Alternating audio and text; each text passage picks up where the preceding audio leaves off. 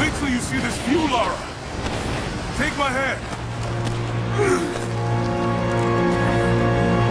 Thanks. Look at that. It's amazing. 2 years after the big success of the Tomb Raider reboot, Crystal Dynamics kept this prequel going with a game that established Lara Croft becoming a willing explorer, with a desire to prove that her father's claims were right, and an understanding that there are in fact bad guys out there after ancient relics. So a year after the Switch 2 got the Tomb Raider reboot, Square Enix finally gave us Rise of the Tomb Raider for the Nintendo Switch 2.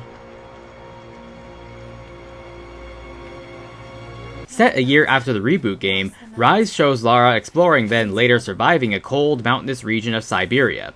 The events of the previous game showed her that the supernatural is as real as evil groups killing for power. So Lara is here to see if there's any truth to what her father supposedly found out about a lost city and an ancient relic holding the key to immortality. It's the kind of story we expect from a Tomb Raider game, told through the more dramatic style of Tomb Raider 2013, establishing a true continuity of this new direction the franchise has decided to take. Rise shows noticeable improvements in visual performance over Tomb Raider 2013. While the style remains the same, the sequel actually manages to hit 4K resolution on the NS2, whereas Tomb Raider 2013 only went as high as 1080p on the same 4K capable system. But there is a trade-off of Rise capping out at 30 frames per second, as opposed to Tomb Raider 2013's 60 frames per second. Beyond those technical things though, Rise looks really good with its fluid and realistic animations helped by the motion capture.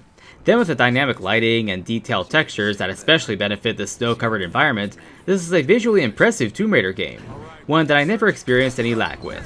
The audio is just as good as 2013, the sound effects still have cinematic impact to complement the superb musical score, and the voice acting is as solid as ever to bring the game's script to life, allowing you to be immersed in another part of Lara's character arc across what is really a prequel trilogy. Since this game is part of that Survivor trilogy, it uses the same survival mechanics from the 2013 reboot, which means a lot of this should be instantly familiar to those who played that game. This does make for an easy adjustment period, which you'll probably need for enduring the aggressive enemies. It's about a lot of brutal combat, climbing around places, exploration, and intense set pieces of you just running through the chaos.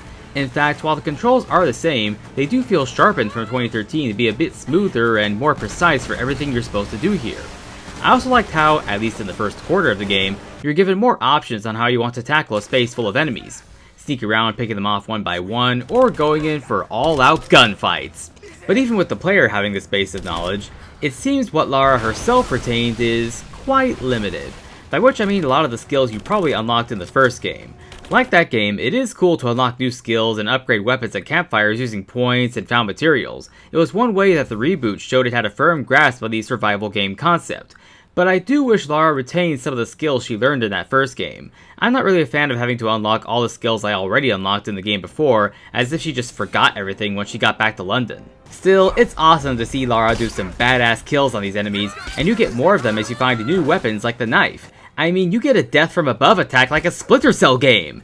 In reference more specifically to Splinter Cell Blacklist, one new skill is shooting double arrows at 2 different targets. This is done by holding aim over 2 guys to let them be marked before you let your arrows fly. It reminded me a lot of the mark and execute move from Splinter Cell Blacklist, and I say that as a compliment. After all, these Survivor games may be meant for more realism than Lara's 90s adventures, but it's cool to have a less realistic and yet more cinematic move at your disposal. Now there are some QuickTime events which, but they're not here as often as the previous game. Hopefully the next game has even less of them. What Rise does embrace well is its open world design. While there are plenty of times for Lara to move through the world in a linear way, the game is largely built from gameplay freedom in mind. The world design with its snow-covered environments is a nice change for the sequel, yet many level designs feel very similar to 2013. So it sometimes feels like only minor changes have been made. But again, those minor changes only benefit the overall experience. The climbing mechanics are still really good. They really just replace softer rock with ice walls, and Lara having 2 axes does help her climb a bit faster. A good thing too, because the optional tombs to raid for more points are back, and with similar mind-boggling puzzles for you to solve. This land is also populated by villagers fighting against the villains, who will give you side quests in exchange for rewards, another familiar and effective open-world action-adventure trait. And there's actually some more incentive for going on these side quests and raiding tombs, because when you find gold in these areas, you head to the merchant to buy more tools of war. Yes, this Tomb Raider game actually has a merchant, with a convenient fast travel point next to him too.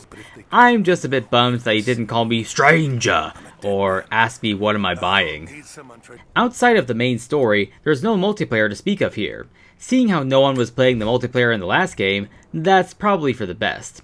The closest thing to multiplayer the game gets is having several bonus missions you can play that have leaderboards, the big creepy one being the Croft Manor Nightmare Challenge mode. This and most of the bonus missions let you use cars to adjust the game, for things like stronger weapons or stronger enemies, no regenerating health, or enemies that explode when you kill them. There's even big head mode in here. I only played a few bonus missions, but let me just say that the Croft Manor Nightmare mission is actually really damn good survival horror. Clearly the Tomb Raider franchise isn't afraid to dip Lara into that genre. Maybe they should just make a Tomb Raider game that's fully survival horror. Any of you have any thoughts on that? Now, I await you. Rise of the Tomb Raider is available on the eShop for $27. Unfortunately, they didn't make any physical copies of this game, but it's still a game worth buying because its file size isn't too bad, and it's just an overall fun and entertaining experience that'll help Nintendo fans get caught up with Lady Croft before her Legacy of Atlantis game comes out next year for all platforms.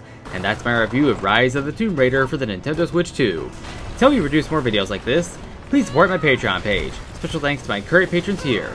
Remember that supporting my Patreon gets your name in the credits and access to my main videos a day early. Also be sure to watch my previous reviews of Tomb Raider 2013 for the Nintendo Switch 2 and Tomb Raider Legend for the GameCube. See you all next time!